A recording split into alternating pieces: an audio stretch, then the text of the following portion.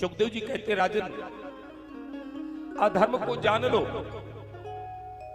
जब जानोगी तभी तो बच के रहोगे। अधर्म से बचने के लिए पहले तो उन्होंने भागवत के आधार पर देवहूति की और कपिल नारायण के आख्यान से भागवत के आधार पर जीवन जीना सिखाया। फिर गृहस्थाश्रम कैसा होना चाहिए, अत्रि अनुसुईया जैसा होना चाहिए बताया।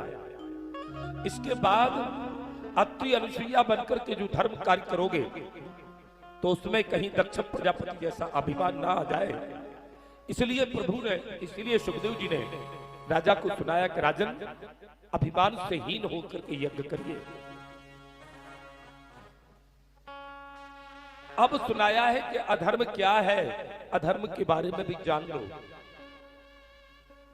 सुखदेव जी कहते राजन अधर्म की पत्नी का नाम है मृषा देवी।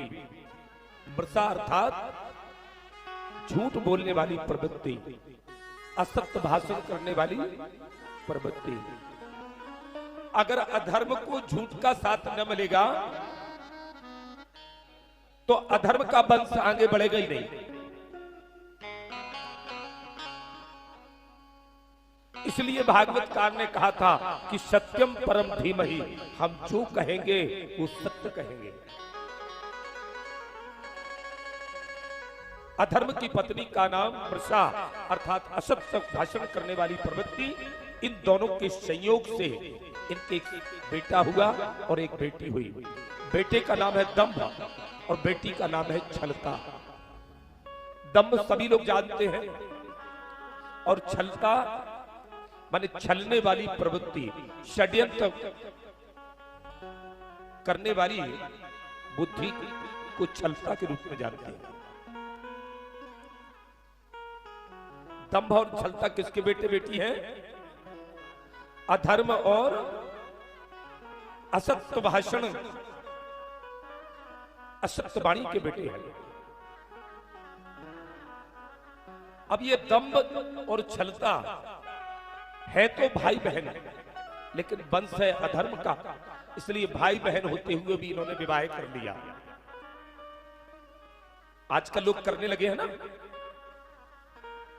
मान लीजिए वो अधर्म के अनुरागी हैं, यहां पर दंभ और छलता ने विवाह कर लिया भाई बहन होते हुए भी। इनके भी एक बेटा और बेटी हुई।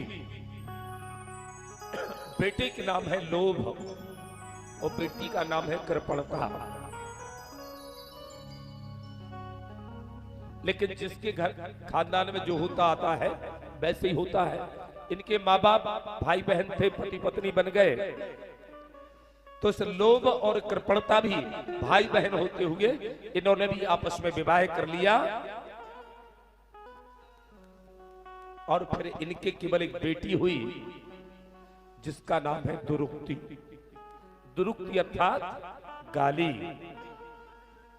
इसलिए सुखदेव जी कहते राजन तो अधर्म के सारे वंशजों से बचना चाहिए, लेकिन अगर ना बच पाओ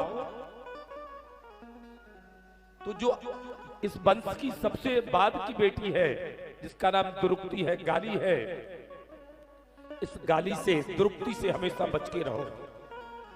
क्योंकि दुनिया में दो बड़े संग्राम हुए, दो बड़े युद्ध हुए, एक महाभारत और दूसरा राम रावण युद्ध। इन दोनों के ही मूल में इस अधर्म के वंशजा दुरुक्ति का हाथ रहा। न द्रौपदी दुर्योधन से अंधे का अंधा कहती और ना महाभारत का धंधा होता, न महाभारत होता या इतने विकराल रूप में न होता। और वाल्मीकि रामायण उठा करके देखिए, राम जी मृग के पीछे गए और मृग ने राम की आवाज बना करके हा लक्ष्मण जैसे शब्द का उच्चारण किया। जानकी जी ने लक्ष्मण जी को कहा कि तुम जाओ, तुम्हारे भाई संकट में हैं। और लक्ष्मण जी ने कहा कि माता, जिनकी वजह से संकट को संकट हो जाता है वो भला संकट में कैसे आ जाएंगे? पर जानकी जी ने इस बात को नहीं सुना और लक्ष्मण जी को मर्म भेदी शब्द कह दिए। उस दुरुक्ति से प्रेरित होकर के लक्ष्मण जी अपने बड़े भाई की आज्ञा को टाल करके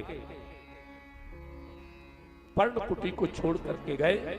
परिणाम स्वरूप जानकी जी का हरण हुआ, राम रावण युद्ध हुआ। सुखदेव जी कहते राजन, यूं तो अधर्म के हर वंशज से बचना चाहिए, अगर सबसे ना बच सको